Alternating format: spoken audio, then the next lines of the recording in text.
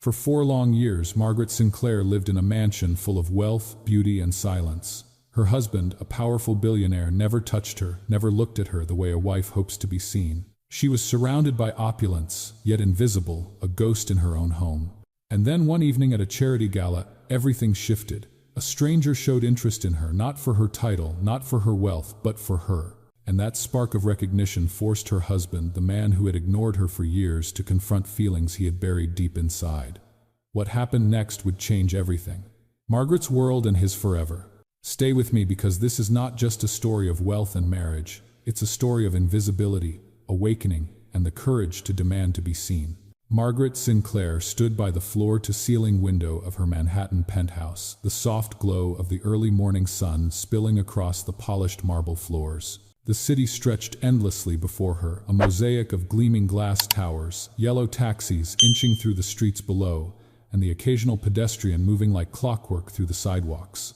Everything shimmered with life, movement, and opportunity, and yet she felt like an invisible spectator to it all. She had everything society deemed valuable: wealth, status, designer clothing carefully arranged in her expansive walk-in closets, and a husband whose name commanded headlines, but none of it could fill the void, gnawing at the edges of her heart. Her gaze lingered on the streets below, watching the world awaken. She could see mothers hurrying with children to school, lovers walking hand in hand, strangers laughing and sharing ordinary moments. Moments she had long forgotten how to feel. A sigh escaped her lips almost unheard, swallowed by the vast quiet of the apartment. The apartment was a monument to perfection: gleaming surfaces, sparkling crystal chandeliers, and furniture hand-picked from exclusive galleries. Yet perfection, she had realized, carried a hollow echo when no one looked at you and saw you for who you were. Margaret's reflection in the window startled her. A woman in her late 30s, auburn hair cascading in waves past her shoulders, eyes that had once held the bright spark of curiosity, now dulled with resignation. The woman staring back seemed like a stranger, a life carefully curated and yet achingly empty. For 4 years she had lived in parallel with her husband, Henry Sinclair, a billionaire whose commanding presence and disciplined routine left little room for warmth or intimacy. He had been polite, efficient, utterly brilliant, but not present. His world was steel and marble contracts and boardrooms. Her world had become silence and solitude. She thought back to mornings she had watched him leave, as predictable as clockwork: 5 a.m. The shower, the immaculate suit, the brief nod, and then the door closing, with a finality that left her frozen in stillness. The ritual had once been a source of hope, a hope she could no longer afford to nurture. She remembered the early days of their marriage, when she had tried so desperately to draw him in, learned his favorite foods, prepared meals herself, even attended events she had no interest in, hoping a shared smile or a brief glance would bridge the vast canyon between them. It had not. 4 years had taught her that some distances were impervious to effort, no matter how sincere. Her hands rested on the cool glass of the window pane as she reflected on her life within these walls. She had been told she was lucky, that she had achieved everything a woman could want. But luck, she had discovered, was meaningless when it left your heart untouched.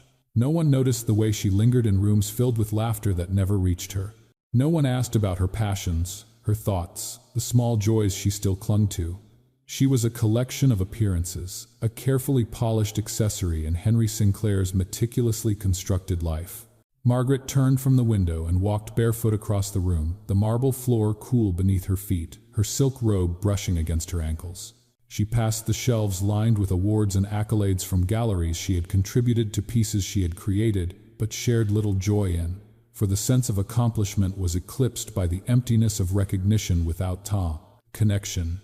Even the art on the walls, the bold strokes, the vibrant colors she had selected herself, seemed to mock her solitude. Each painting was a reminder that beauty alone could not fill the void of being unseen. Her eyes fell on a letter resting atop her vanity untouched. It was an invitation to an art gala, a charity event that promised visibility and engagement. The irony was bitter. She could mingle, be admired, and yet remain unseen in the most profound sense. For the first time in months, she felt a surge of determination rising through the lethargy. If she continued to wait for Henry to notice her, to see her as Margaret Sinclair, rather than as a title or an extension of his own image, she would remain invisible forever.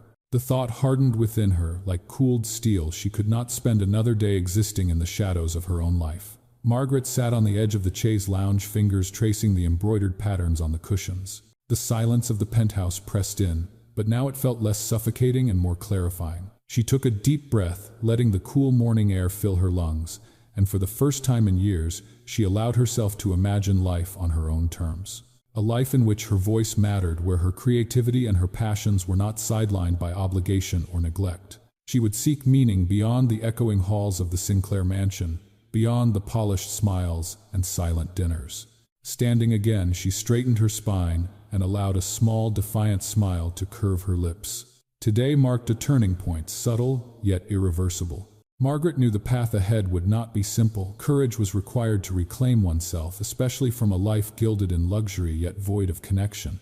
Yet she also knew that no art, no accolade, no social approval could substitute for the simple but essential recognition of being truly seen. She had spent 4 years perfecting a life that was all for others.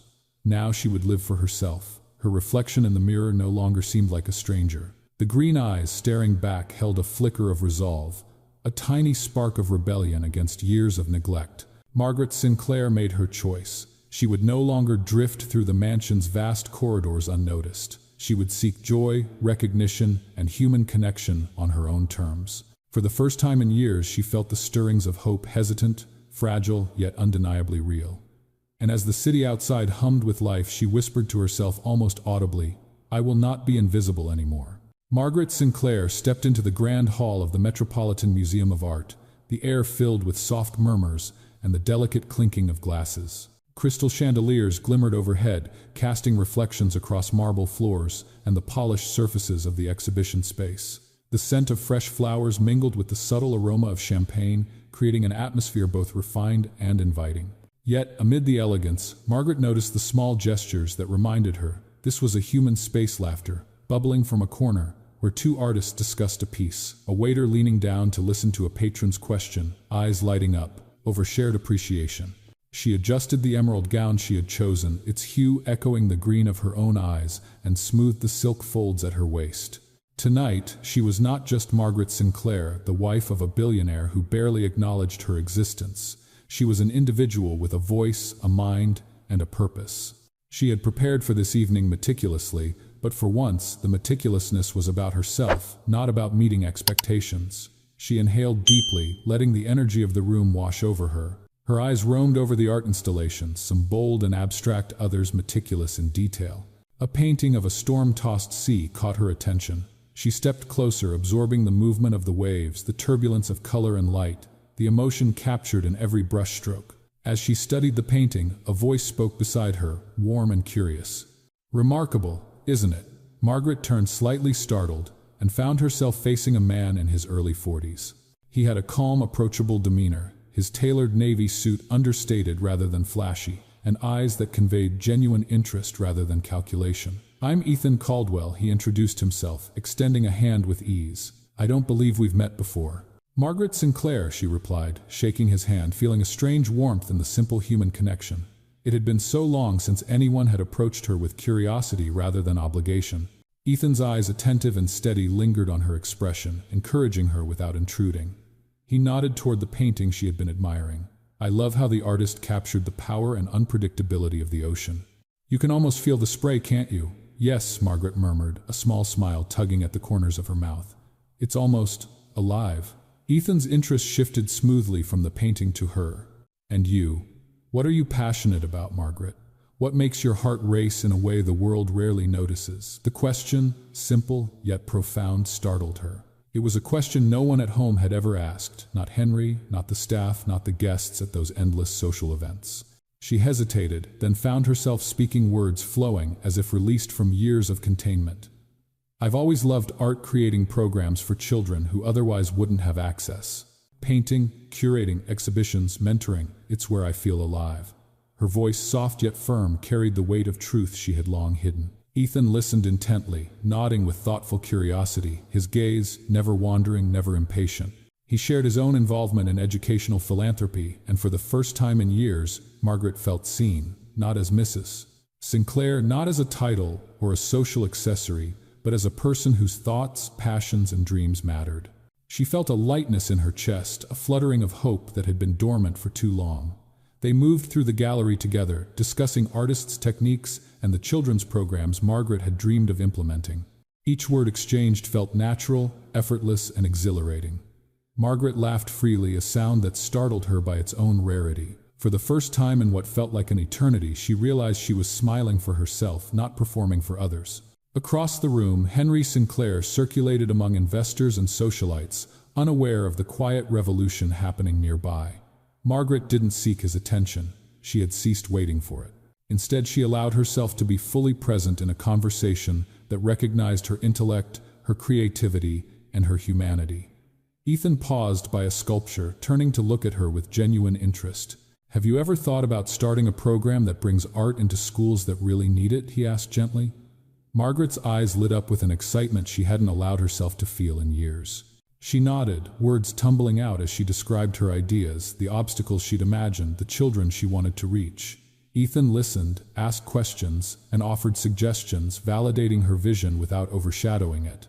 As they walked to the final gallery, Margaret realized her pulse was quickened, not from anxiety or the expectations of the elite around her, but from the simple thrill of being acknowledged as herself. The sparkle in her eyes returned, subtle but unmistakable, illuminating a part of her that had been dormant in the shadows of wealth and isolation. When the evening drew to a close, Margaret lingered for a moment, savoring the sensation of genuine connection. She had stepped into this exhibition, expecting a display of art, yet she left with a reaffirmation of her own value. It was a small but seismic shift. For the first time in years, she felt recognized, heard, and seen. Not as a wife defined by her husband's achievements, but as Margaret Sinclair, an individual of worth, creativity, and passion. Walking to her car, under the fading city lights, Margaret's heart held a quiet thrill. The penthouse and its marble halls would still await her, but they no longer defined the limits of her life. A spark had been lit, subtle yet insistent, reminding her that she had a right to exist fully, to pursue her dreams, and to be acknowledged for the person she truly was.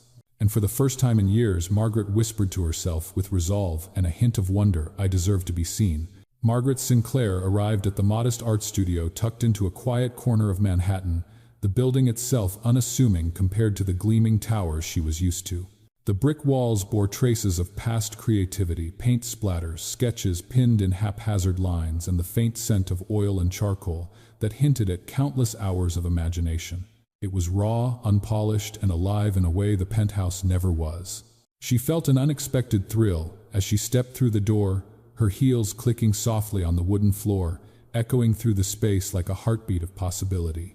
Ethan Caldwell greeted her warmly, his eyes lighting up as she entered. "Margaret, I'm so glad you made it," he said, gesturing toward the wide tables stacked with art supplies and folders filled with plans. "I think this could be the start of something remarkable." Margaret smiled, a spark of excitement igniting in her chest. For the first time in years, she felt the weight of expectation lifted, replaced with an invitation to create, to contribute, to exist as herself, rather than as a title or a shadow beside a man who barely acknowledged her presence. The studio felt liberating, almost like stepping into a different world, one where her ideas and passions were the currency, not her family name or her husband's wealth. They moved through the studio together, Ethan explaining the vision he had for a series of educational outreach programs. Schools in underprivileged neighborhoods would receive art supplies, workshops, and mentorship from professional artists, offering children an opportunity to explore creativity that they might otherwise never encounter. Margaret listened intently, her mind already racing with ideas, curriculum, lesson plans, engaging the local community, incorporating art history, even organizing small exhibitions for the children's work. Her fingers itched to sketch, to map out possibilities on the large sheets of paper strewn across the tables. "I've always wanted to do something like this," she confessed, her voice barely above a whisper. "Art has been my refuge, my voice, but I never thought I could share it in a way that truly matters." Ethan's smile was encouraging, steady and free of condescension. "Margaret, you have the vision and the knowledge. You understand the impact art can have in shaping a child's perspective. We just need someone to guide the project, someone with heart and insight. I think that someone is you." Margaret paused, letting his words sink in. Heart, insight, recognition. It was a language she had not heard at home for years, a validation that was not tied to obligation or wealth. Her mind flickered to the penthouse, to the cold breakfast tables, the silent corridors, the constant sense of invisibility. And now here, in this bustling, imperfect, vibrant studio, she felt alive again. They moved to a corner of the studio where several canvases leaned against the wall, examples from past workshops. Children's bright, uneven strokes and bold color choices told stories more vivid than any gallery display she had ever curated for Henry's collection. Margaret bent down, running her fingers along the textured surfaces, feeling the energy and raw expression captured in each piece. She smiled to herself, a soft exhale escaping the first she had allowed in months. "I want to be part of this," she said firmly, her eyes meeting Ethan's. "I want to help shape this program, work with the children, guide them. It's what I've been waiting for without knowing I was waiting." Ethan's eyes lit up and he extended his hand. "Then let's make it happen. Welcome aboard, Margaret." For a moment, Margaret hesitated, a flicker of doubt passing through her. Accepting this role meant stepping out fully from the comfortable, invisible cocoon of her married life. It meant creating her own identity, independent of Henry, independent of expectation. But when she looked around at the room, the paint-splattered walls, the canvases bursting with imagination, the tangible energy of creation, she knew there was no turning back. This was the life she had been craving, purposeful, autonomous, meaningful. She shook Ethan's hand, the gesture, simple yet profound. A rush of exhilaration coursed through her as she realized she had just made her first significant step toward independence. This was a conscious choice to be seen, to claim her voice, to contribute to something larger than herself. The spark of possibility that had ignited at the gallery now blazed more vividly, and she felt a fluttering of hope that she had long buried under layers of obligation and neglect. As they began discussing logistics, the schools they would visit, supplies needed, schedules, and potential community partners, Margaret's mind danced with ideas. She imagined walking into classrooms, filled with laughter and curiosity, seeing children discover their own creativity, guiding their hands as they painted, teaching them to find expression and pride in their work. The thought sent a thrill through her chest, a purpose that was hers alone, not defined by her husband's presence or approval. By the time she left the studio that evening, the city skyline glimmered in the twilight, the penthouse no longer looming as a symbol of isolation. Margaret felt a quiet but potent sense of liberation. She had taken her first step into a world where she could exist fully, where her talents mattered and where her heart had space to grow. For the first time in years, she walked with a lightness in her step, her mind alive with plans, her soul feeling the faint but unmistakable pulse of hope. And as she hailed a cab, Margaret whispered to herself, a soft vow carried into the bustling streets of Manhattan, "I will not be invisible, not ever again." Henry Sinclair leaned against the polished marble railing, overlooking the gala hall, his gray eyes scanning the room with the practiced calm of a man used to commanding attention. The chandelier overhead scattered light across the polished floors, reflecting in the sharp lines of his tailored charcoal suit.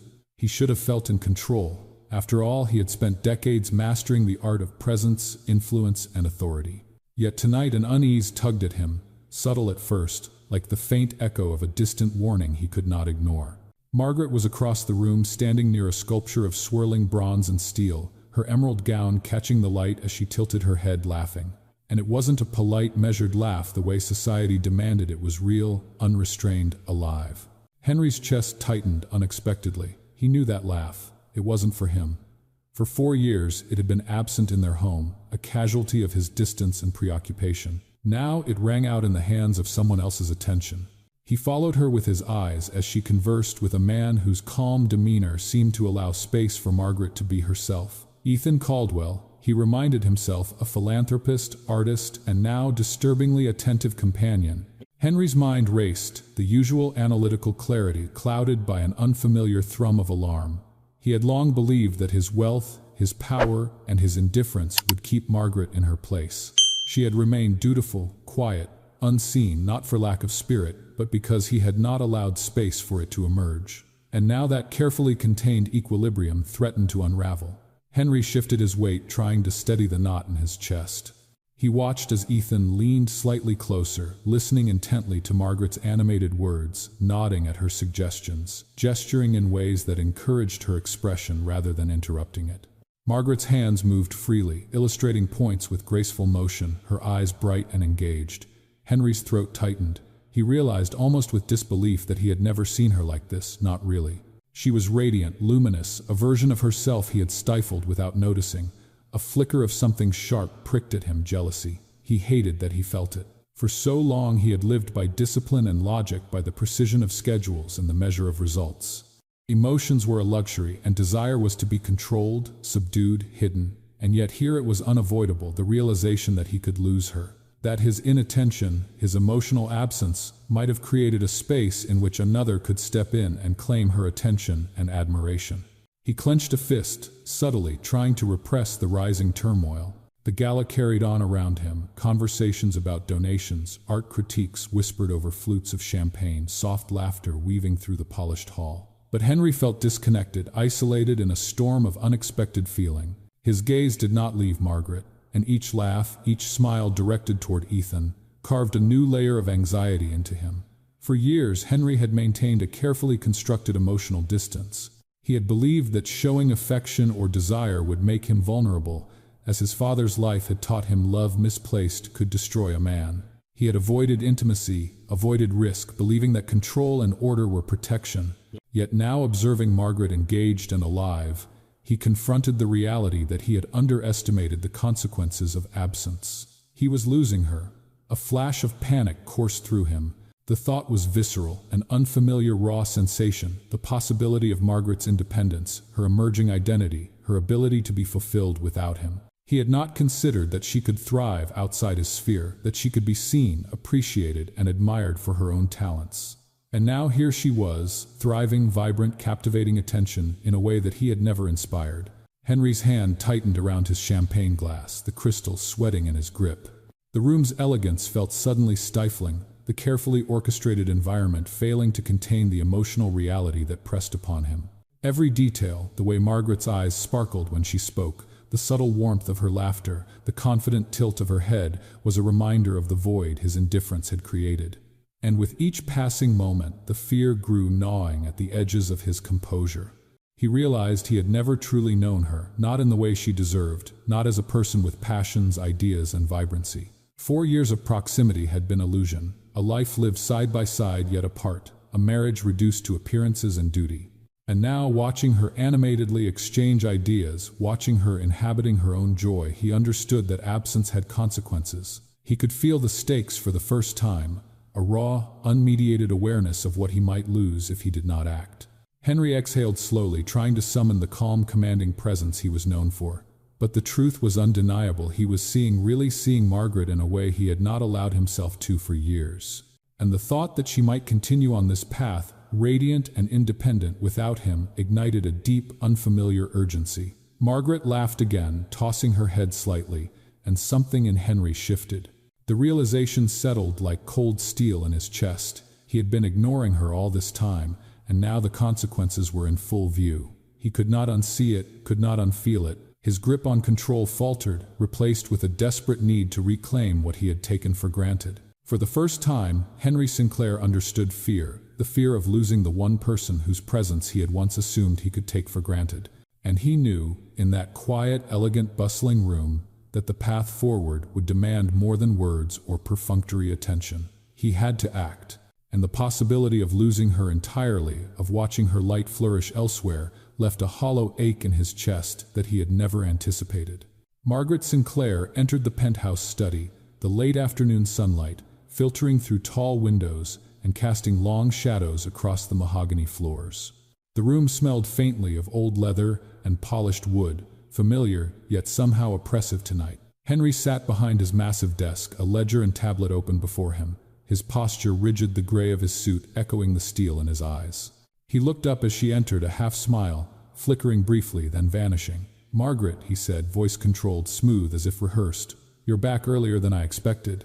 "I finished at the studio early," she replied, her tone even carefully measured. She closed the door softly behind her, but the gesture carried weight, a subtle assertion of control over her own space. She had learned over the years that presence was power, and tonight she intended to claim hers. Henry rose, a natural authority in every movement. "I thought we could discuss the gala tonight, maybe plan the upcoming art charity events together." His words were neutral, almost polite, yet they carried an undercurrent of something he didn't fully recognize, a need for connection, a fear he had suppressed for years. Margaret's eyes narrowed slightly and she stepped closer to the desk, hands clasped lightly in front of her. "Henry, we need to talk." His eyebrows lifted slightly, curiosity flickering, but he did not yet understand the gravity. "About what?" "About us," she said simply. The words hung in the air, weighty, undeniable. She could feel the tension coiling in her chest, a pressure built over 4 long years of silence, indifference, and absence. "About the past 4 years of our marriage." Henry's jaw tightened imperceptibly. He had avoided conversations like this, believing that distance would protect both of them from discomfort.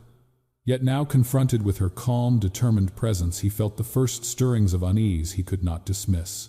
Margaret moved closer to the window, letting the sunlight frame her, her posture resolute. "Do you realize what it has been like, Henry? To live in the same house with someone and feel completely invisible, to exist in a marriage where every day is a reminder that your presence, your thoughts, your desires do not matter." Her voice trembled slightly, though she controlled it, each word precise, measured, cutting through the distance that had defined their years together. Henry remained silent, watching her. His mind raced, trying to gauge the extent of her anger, her pain, the enormity of what he had neglected. He knew abstractly that she had been unhappy, but seeing her now so composed yet so wounded made the years of his inattention painfully concrete. "You have been gone for 4 years, even when you were physically present," she continued, her hands flexing at her sides. "Dinner tables empty of conversation, mornings spent without acknowledgement, evenings of silence and avoidance. I waited for you to see me, for you to speak to me, for you to acknowledge that I existed beyond the walls of this apartment and the title of your wife." Henry's throat tightened. He wanted to speak, to explain, but no rehearsed line or careful phrasing could bridge the chasm between them. For years he had relied on control, on precision, on avoidance, believing that love could be measured in provision and presence of wealth alone. Yet now Margaret's words pierced through the armor he had built around his heart. "I tried," she said, voice softening though no less firm. "I tried to reach you. I prepared meals, attended functions, smiled for strangers while dying inside. I adapted to your routine, your indifference, your walls. And what did it give me? 4 years of waiting, 4 years of invisibility, 4 years of wondering if I was enough for you ever." Henry looked away, fists clenched lightly at the edge of the desk. He could feel the reality of her suffering in his chest, a tightness that had nothing to do with disappointment or obligation. It was a weight he had never experienced, the awareness of having caused profound, enduring pain through absence and neglect. Yet he was unarmed against it. He did not know how to respond, how to repair what had been lost. Margaret's gaze softened but remained unwavering. "I am not asking for perfection, Henry. I am asking to be seen, to be acknowledged, to matter. Is that too much?" He swallowed the words, caught somewhere between throat and mind. He wanted to tell her he understood, to reassure her that he cared, that he had always cared. But the truth was muddled by years of habit and fear. The phrases seemed inadequate, incapable of encompassing the magnitude of her pain or the depth of his late awareness. She stepped closer, her voice lower, now carrying both sadness and strength. "I need you to know what it felt like. I need you to understand why I cannot continue living as I have. 4 years of absence is not something that disappears with one apology or a fleeting gesture. It has to be acknowledged, felt, and faced." Henry's hands tightened into fists at his sides. The emotions he had long suppressed, fear, guilt, longing, tangled in his chest. He wanted to reach for her, to hold her, to apologize, to explain, to fix, yet each impulse seemed inadequate, clumsy, insufficient. The realization settled in with cold clarity. He had not only neglected her needs, but he had also created a space where someone else might now step in and fill the void he had ignored. Margaret watched him struggle, her eyes reflecting both disappointment and a tentative hope.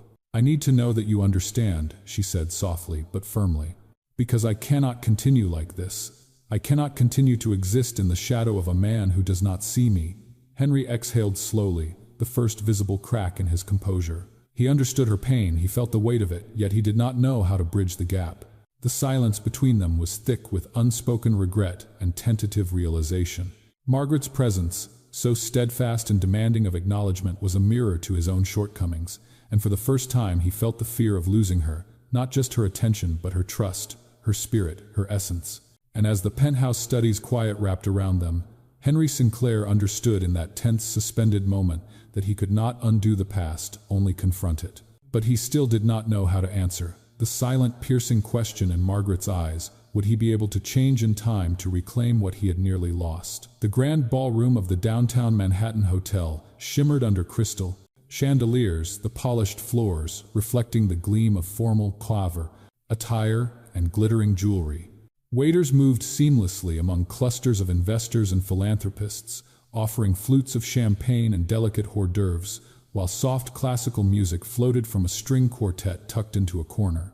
Margaret Sinclair moved through the crowd with a newfound poise, the emerald gown she had chosen hugging her frame elegantly, her hair swept into a simple yet sophisticated style that drew subtle attention without demanding it. She felt alive every step, a reminder that she was no longer invisible. Ethan Caldwell was waiting near a sculpture installation, greeting her with a warm smile. "Margaret, I'm glad you could make it tonight," he said, offering his arm politely. "I thought we might discuss the program plans and potential sponsors while we're here." Margaret nodded, allowing herself to relax into the interaction. For the first time in years, she felt that someone was listening, not just hearing her words, but understanding the passion and purpose behind them. She spoke with confidence, describing her vision for the outreach program, the way children's creativity could be nurtured, and the long-term impact of introducing art to underserved communities. Ethan listened, asking questions, offering gentle suggestions, and acknowledging her expertise without overshadowing it. Every word he spoke reinforced her sense of worth, her agency, and her identity beyond her marriage. Across the room, Henry Sinclair moved among a group of investors, his posture controlled, his voice calm, but his eyes kept straying toward Margaret. At first it was casual curiosity, a perfunctory check to ensure she was presentable. Then, as he observed her animated expressions, the ease with which she laughed at one of Ethan's observations, and the attentive, respectful way Ethan responded to her, a cold knot formed in his chest. Henry's mind raced. For years he had assumed that proximity and authority were enough to secure Margaret's loyalty, that she would remain dutifully beside him regardless of attention or affection. But now, watching her illuminated by the soft chandelier light, her eyes bright, her smile genuine, he realized how tenuous that belief had become. The spark of life she radiated, not for him, but in the presence of someone else who valued her voice, triggered a rush of emotions he had long suppressed: fear, jealousy, and an unacknowledged longing. Margaret continued discussing the program, moving confidently between tables, engaging potential supporters with knowledge and charm. Ethan's presence was steady, unobtrusive yet supportive. He did not dominate the conversation, did not claim credit, but provided validation. Margaret noticed, and a small private thrill passed through her. She was being seen for herself, and she liked it. The penthouse, the silent breakfasts, the invisible dinners, all felt like distant memories compared to this moment of recognition. Henry approached cautiously, his polished demeanor intact, yet his internal turmoil evident in subtle tension in his jaw and hands. He watched as Margaret gestured toward a young couple interested in contributing to the program, her words animated, her voice confident. Ethan smiled at her, nodded, and stepped back slightly, creating a space that allowed Margaret to shine independently.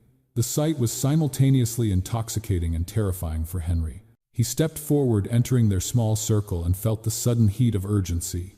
"Margaret," he said, carefully measured, "may I have a word?" His tone was polite, but under the calm surface lurked a tidal wave of need he could barely contain.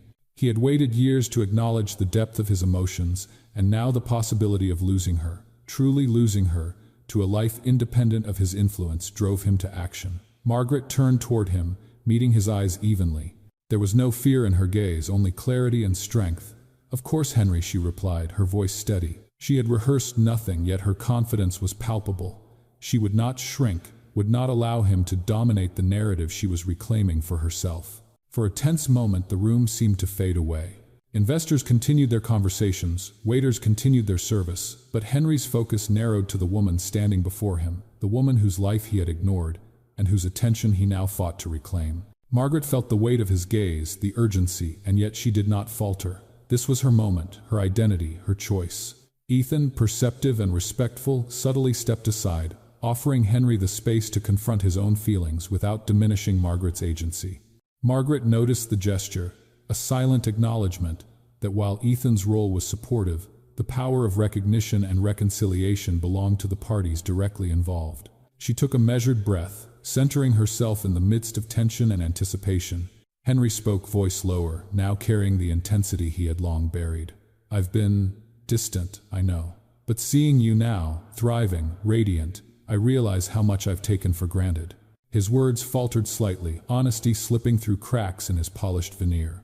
Margaret's eyes softened slightly, but she did not forgive instantly. She understood that words alone would not suffice. Her own voice, calm yet resolute, carried across the small circle. "Henry, it's not just distance, it's absence. 4 years of being here and yet unseen, and now you notice, but why now?" Her question was not accusatory, it was a boundary, a reminder of the cost of neglect. Henry's pulse quickened. The room felt suddenly smaller, charged with unspoken possibilities. He recognized the risk, the fragile independence she had cultivated, the power she now held over her own life. For the first time he understood fear, not the fear of failure or loss in business, but the fear of losing the woman he had ignored, who now stood as her own force, separate and brilliant. Margaret, feeling the stirrings of empowerment and recognition, smiled faintly at Ethan, who nodded subtly, encouraging her to stand firm in her autonomy. She had reclaimed her voice, her presence, and for the first time in years felt truly acknowledged. Henry exhaled slowly, realizing that action was necessary, not just for her but for himself, for the marriage he had neglected, for the life he had taken for granted. And in that crowded, glittering room, amid polite conversations and distant music, a shift occurred. The game of presence, attention, and recognition had changed, and Henry now faced a choice that would define the next chapter of their lives. The air remained thick with tension and possibility, leaving every observer unaware of the profound internal reckoning unfolding between the three of them as Margaret's newfound independence shimmered quietly yet undeniably. The soft strains of a string quartet swelled across the polished ballroom notes, weaving delicately through the murmurs of gala guests, the clink of crystal glasses, and the muted shuffle of feet across the marble floor. Margaret Sinclair stood at the edge of the dance floor, a glass of champagne in her hand, her eyes scanning the room with calm awareness. Around her, couples moved gracefully, some lost in laughter, others in silent intimacy. She had attended countless galas in her life, yet tonight felt different. Tonight, she was no longer merely an observer of elegance and ritual, she was present, aware, and alive to her own desires. Henry Sinclair appeared at the periphery of the dance floor, his sharp features softened by the low, warm lighting. He paused, watching her move with confidence, the subtle sway of her emerald gown catching the chandelier light, illuminating the curve of her shoulder and the brightness of her smile. For a moment he allowed himself to simply observe, but that brief pause quickly morphed into urgency. Each laugh, each glance, each gesture shared with Ethan reminded him painfully that he had spent 4 years blind to the woman beside him. Without fully realizing how he moved, Henry stepped forward, weaving through the clusters of guests, every step carrying the tension of restrained emotion. Margaret noticed him, and their eyes met, an unspoken understanding passing between them. The world seemed to slow, the music rising in her chest, her pulse matching the rhythm of the quartet. There was history in that look, but also possibility. The tension in the air was palpable, charged with years of neglect and the promise of reclamation. "May I have this dance?" Henry's voice was lower than usual, husky with vulnerability, the question carrying weight far beyond the etiquette of a gala. Margaret hesitated, a subtle smile tugging at her lips, curiosity flickering in her green eyes. For years she had been invisible to him, relegated to shadows and polite acknowledgement. Now he was asking, not commanding, asking for her presence, offering something rare, recognition, and a claim born not of control but of need. She placed her glass on a nearby table and allowed him to take her hand. His grip was firm yet careful, neither domineering nor dismissive.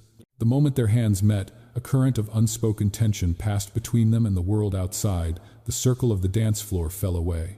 Margaret felt herself breathing differently, attuned to the small movements, the subtle cues, the raw sincerity in Henry's expression. They moved onto the floor, joining the gentle sway of the surrounding couples. The music guided them, but it was the space between their bodies that defined the rhythm now. Henry's hand rested lightly at the small of her back, anchoring yet respectful, while her other hand lingered in his fingers, intertwined in a tentative yet growing trust. Margaret felt the past 4 years pressing into the space around them, absences, unspoken resentments, silences that had stretched into infinity. Yet she also felt something new, the deliberate, vulnerable presence of Henry choosing to enter her world fully, not as a shadow or a distant figure, but as a participant willing to risk emotion. The contrast was startling, the vulnerability disarming. Henry's voice broke the silence between the music, soft and urgent. "Margaret, I have been blind. I didn't know. I didn't realize what I was losing." His eyes searched hers, seeking acknowledgement, perhaps forgiveness, but mostly recognition of a truth he had ignored. Seeing you tonight, seeing you alive, radiant and independent, it terrifies me. I will not let you slip away from me again. Margaret's chest tightened. The words were unexpected, raw and sincere. She felt the sting of the past, the neglect, yet the vulnerability in his admission struck a chord. The authority, the composure, the carefully constructed distance here dissolved into honesty. Her pulse quickened, and she felt an unusual flutter of hope, cautious yet undeniable. They moved together across the floor, bodies attuned to each other and to the music. Margaret began to mirror his movements, responding to his rhythm with ease that surprised even her. Every step, every subtle gesture of connection reinforced the realization that he was choosing to be present not out of obligation, but out of a deep human need. As the first crescendo of the quartet rose, Margaret felt herself soften, allowing her guard to drop fractionally. The warmth in Henry's eyes was an unspoken apology, a confession of years wasted and a pledge to change. She allowed herself to respond, not with full surrender, but with cautious curiosity, a willingness to explore what could be, to test the sincerity that had previously been absent. Around them, the gala continued oblivious to the small revolution unfolding on the dance floor. Guests conversed, clinked glasses, and admired the elegant atmosphere, but the world for Margaret and Henry had contracted into a circle of shared space, movement, and attention. Every subtle glance, every gentle step toward each other, carried weight, history, and potential. The music softened in a quiet passage, and Margaret realized that she was smiling, genuinely, feeling an emotion she had long forgotten. Not only had Henry pulled her onto the floor physically, but he had also drawn her into a shared moment of vulnerability and recognition. The tension of years of absence, the ache of invisibility, gave way slightly to the tentative but profound thrill of connection. As the final notes of the string quartet floated into silence, Margaret felt a quiet exhilaration pulse through her. She had trusted, if only a little, and the response from Henry had been sincere, immediate, and grounded in honesty rather than obligation. The moment hung between them, charged, delicate, and full of possibility, leaving both aware that their journey had only just begun. And in that suspended beat of awareness, Margaret's heart whispered softly, almost to herself, maybe he sees me now. The drive out of Manhattan felt like shedding a layer of expectation and tension. Margaret Sinclair watched the city skyline recede behind the tinted windows of the car, the honking horns and neon signs fading into memory, as the urban landscape gave way to rolling hills, pine forests, and the quiet hum of rural roads. Henry sat beside her, silent, for much of the ride, but she could feel the subtle shift in his energy, a presence that was no longer distant, no longer filtered through the lens of power and propriety, but quietly attentive. Arriving at the lake house, nestled among towering pines and overlooking a placid glass-like lake, Margaret felt a serenity she had long forgotten. The air smelled of earth and water, crisp and clean, untouched by the concrete and steel of her usual world. The house itself was modest, warm in its wooden simplicity, with windows that framed the water and allowed the sun to spill in freely, creating a space that invited comfort rather than display. For the first time in years, Margaret felt she could breathe without constraint, unobserved, unjudged, free to exist as herself. Henry set down the luggage, glancing toward her, with a soft, uncharacteristically nervous smile. "Welcome to the weekend," he said simply. There was no flourish, no performance, just an invitation to presence. Margaret returned the smile, sensing that the weight of past neglect had begun to ease, at least temporarily. Inside, the kitchen smelled faintly of pine wood and herbs. Margaret lingered by the counter, examining the cupboards and the organized chaos of a home designed to be lived in rather than displayed.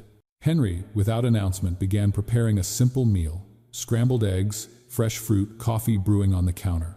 He moved with care, attentiveness that had been absent in their shared years in the penthouse.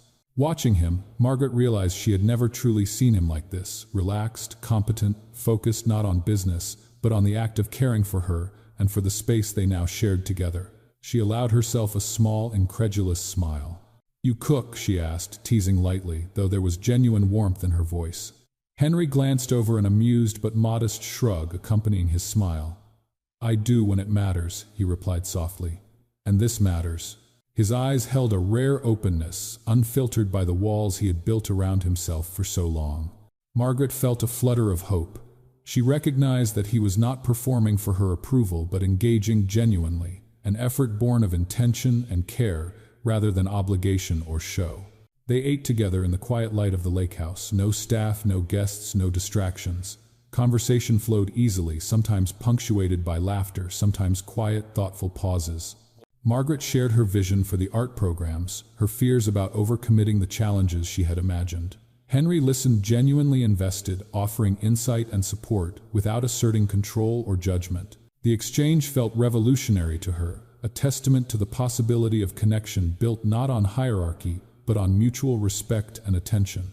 After breakfast, they moved to the lakeside dock. Margaret dipped her hand into the cool water, smiling at the ripple that spread across the surface. Henry stood close, silent, letting her space remain unintruded. Yet, his presence was grounding, comforting, a reminder that he was present not as a distant overseer, but as a partner sharing the same space and moment. Later in the kitchen, Margaret watched as Henry chopped vegetables for a small dinner. He moved with deliberate care, humming softly, attentive to details she had never witnessed before. There was a tenderness in the way he arranged the ingredients, measured the portions, and adjusted the heat of the stove.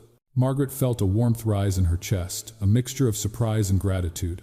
For the first time, she saw Henry acting in service of something other than his own pride or ambition. He was caring, thoughtful, present. She found herself moving closer, offering to help their hands, brushing lightly as they passed ingredients back and forth. Laughter punctuated the silence, gentle and easy. Margaret felt a connection forming in real time, a sense of partnership that had been absent for years. It was not dramatic, not theatrical, just quiet, real, and deeply satisfying. She realized that love could be built in moments like this, small attentive gestures, shared laughter, the simple act of caring for another human being. As evening settled, they sat on the porch overlooking the lake. The sun dipped low, painting the sky in hues of pink, gold, and lavender. Margaret rested her head on Henry's shoulder, listening to the soft rhythm of his breathing, the occasional call of a bird across the water. She could feel the tentative rebuilding of trust, the gradual thawing of distance, the emergence of intimacy born from understanding and shared presence rather than grand gestures or words alone. Henry spoke softly, almost as if to himself. "I want this to be right, for us to actually know each other, not just live side by side." His hand found hers, fingers intertwining naturally, and Margaret felt a shiver of reassurance. For the first time, she sensed that his words were matched by action, by attention, by a genuine commitment to the slow, deliberate work of loving someone fully. The night deepened around them, stars beginning to shimmer over the lake. Margaret breathed in the cool, earthy air, feeling a peace that had been absent for years. The penthouse, the endless routines, the silent dinners, all of that felt distant, now replaced by a space where they could learn to love each other anew, each step a conscious choice rather than a reflexive expectation. And as she watched Henry hum softly to himself while setting a small pot on the stove for their late-night tea, Margaret felt a quiet thrill, a seed of hope taking root in the fertile soil of cautious trust. She allowed herself to lean into the moment, recognizing that the journey had only just begun, yet for the first time she believed it could succeed. The lake reflected the early evening sky, calm and inviting, a mirror to the possibility blooming between them, leaving Margaret with a sense of quiet anticipation, wondering what the next steps of this delicate, deliberate reconnection might hold. The cabin by the lake was quiet, bathed in the warm glow of the late afternoon sun streaming through the wide windows. Wooden beams crisscrossed overhead, and the soft crackle of a fire in the stone fireplace added a comforting hum to the stillness. Margaret Sinclair sat on a woven rug, her hands cradling a cup of tea, eyes tracing the gentle ripples on the lake outside. The day had been unhurried, filled with shared laughter, cooking, and conversations that carried both honesty and reflection. For the first time in years, she felt entirely present in her own life, her heart light yet brimming with anticipation. Henry Sinclair approached quietly, carrying a small velvet-covered box. He paused for a moment, observing Margaret as she stirred the tea absent-mindedly, the sunlight highlighting the green of her eyes and the soft auburn of her hair. There was a vulnerability in his posture tonight, a conscious shedding of pride and perfection replaced by an openness that matched the gentle intimacy of the cabin. "Margaret," he said softly, his voice low and steady, yet carrying an intensity that made her turn toward him immediately. "I know we've been through a lot. 4 years of mistakes, distance, and absence. I want to change that. I want us to start something real, something we both choose every day." Margaret's heart quickened, her fingers tightening around the teacup. She could see the sincerity in his eyes, the quiet determination that had been growing in increments since the weekend began. She wanted to believe him, to allow herself the hope she had tentatively nurtured over the past days. Yet she remembered the years of absence, the invisible dinners, the silences that had defined their early marriage. Henry knelt before her, the small box in his hands, opening to reveal a simple platinum band set with tiny emeralds that mirrored the depth of Margaret's eyes. "This," he said, his voice catching slightly, "represents more than a commitment. It represents choice. Not a contract, not obligation, not appearances, but a conscious, deliberate choice to love you, to honor you, and to build a life together on respect and understanding." Margaret felt tears prick at the corners of her eyes. The gesture was understated yet monumental. It spoke of thought, attention, and the deliberate intention to do things differently.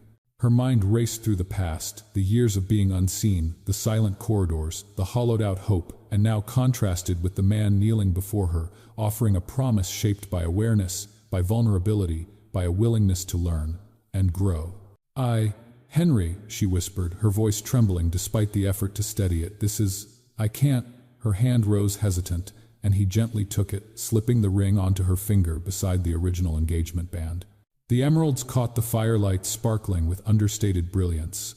"The old ring," Henry said softly, "represents the past, what we were. This one is what we are becoming. Someday maybe we'll only need the new one. For now, let it remind us of the choice to show up, to be present, and to love deliberately." Margaret's chest swelled with emotion. She looked at him, the man who had ignored her for years now, kneeling with openness and reverence, and a rush of relief, joy, and deep connection washed over her. She nodded a soft, decisive yes, escaping her lips, carrying with it a promise not of perfection, but of willingness to be vulnerable, to trust, and to meet him in shared intention. Henry rose, taking her hands in his, their fingers intertwining naturally.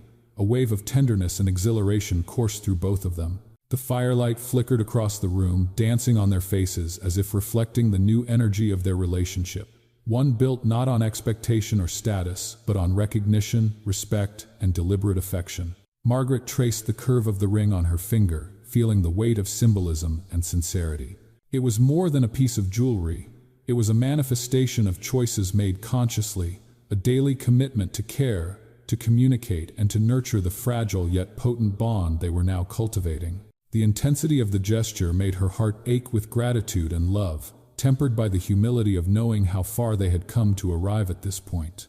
They embraced slow and deliberate, each holding the other in a way that spoke of reassurance, reverence, and the acknowledgement of shared vulnerability. The cabin seemed to shrink around them, the world outside, reduced to the soft murmur of leaves against the lake, the gentle crackle of the fire, and the quiet of a space, finally made sacred by intention. For Margaret, the moment was both culmination and beginning, a recognition of past pain, and the first step into a renewed, deliberate love. She could feel the weight of history, the echo of past neglect, but it no longer constrained her. In its place there was possibility, hope, and a tangible commitment that extended beyond words. Henry brushed a strand of hair from her face, his thumb tracing her cheek with care and reverence. "I am yours," he whispered, "and I will spend every day proving it. Not just tonight, not just in grand gestures, but in the small, quiet choices that matter."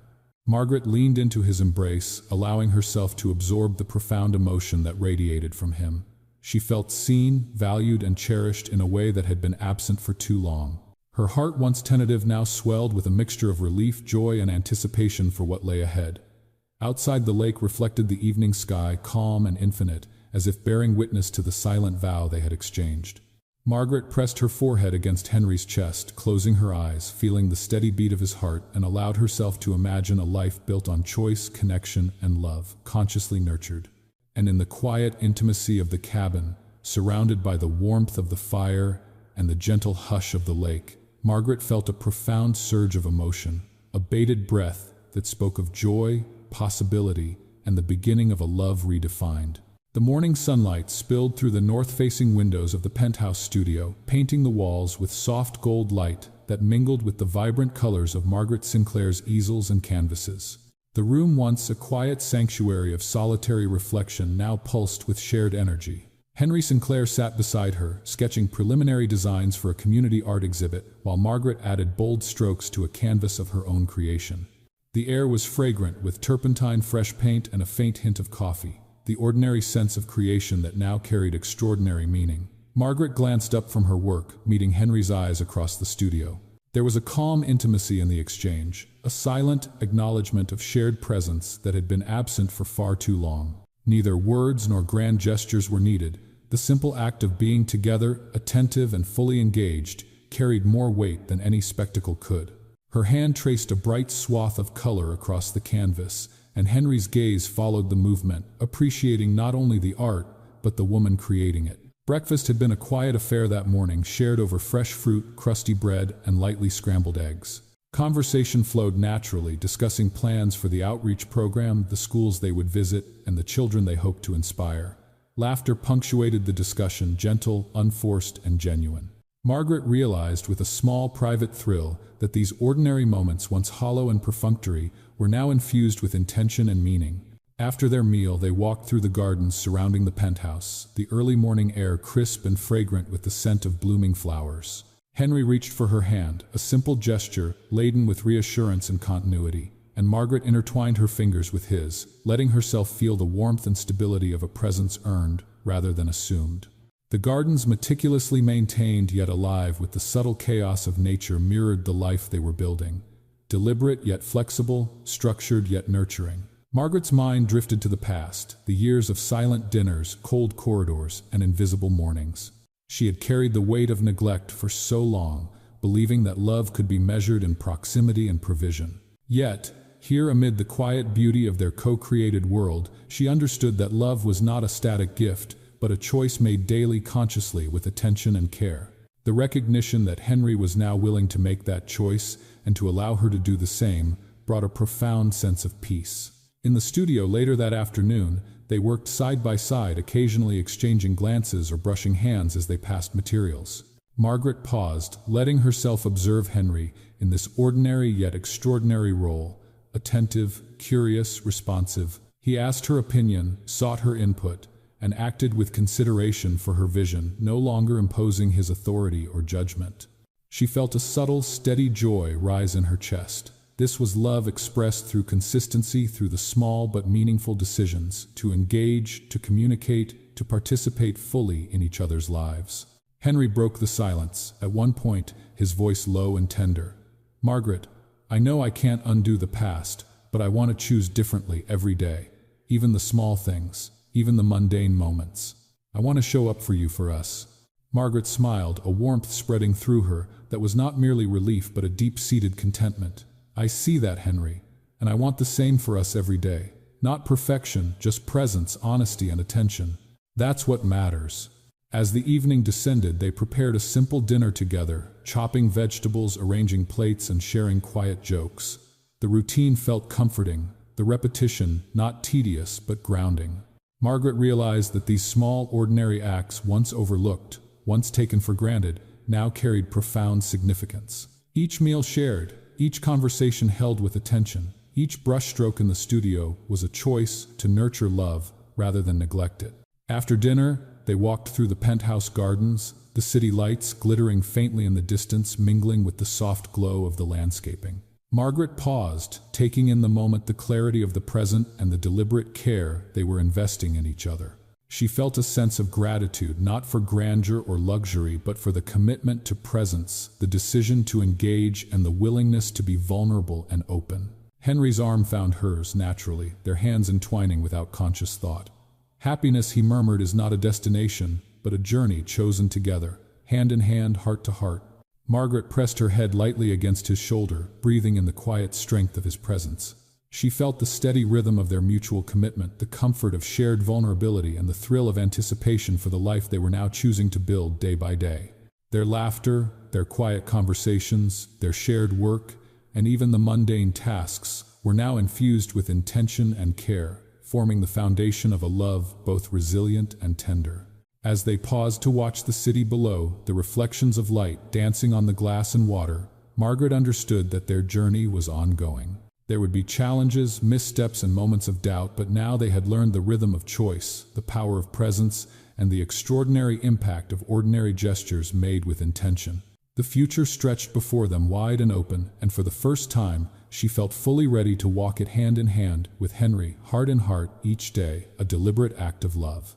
And as the night settled around the penthouse with the gentle hum of the city below and the soft glow of their shared home, Margaret allowed herself to lean into the warmth, peace, and certainty that the journey they had begun together was real, chosen, and enduring. Sometimes healing begins where we least expect it, hidden in the quiet moments we share, in the courage to speak our truth, or in the small gestures that say, "I see you." Margaret's journey reminds us that being present and truly acknowledging another person's heart is more powerful than any wealth, status, or grand gesture. It is in the daily choices, the listening, the noticing, the small acts of care that love and connection are built. We also learn that visibility matters. To be seen for who we truly are beyond titles, roles, or appearances is a gift we can give one another and a right we must claim for ourselves. Even after years of distance, absence, or neglect, it is never too late to open the door to vulnerability, compassion, and authentic presence. Life does not wait for perfection, and love does not demand it. It asks only that we choose to show up every day for ourselves and for those who matter most. In the end, real connection is not about grand moments, but about courage, attention, and the gentle persistence of choosing one another, hand in hand, heart to heart. Thank you for being here with us. Your presence means more than words can express, and every moment you spend listening, reflecting, and feeling with us is a gift. Every like, share, and subscribe helps us tell more stories that touch the soul, stories that remind us of compassion, connection, and the quiet power of being seen. From all of us at Shining Stories, thank you for choosing to share this journey and for helping us bring light, hope, and humanity into the world, one story at a time.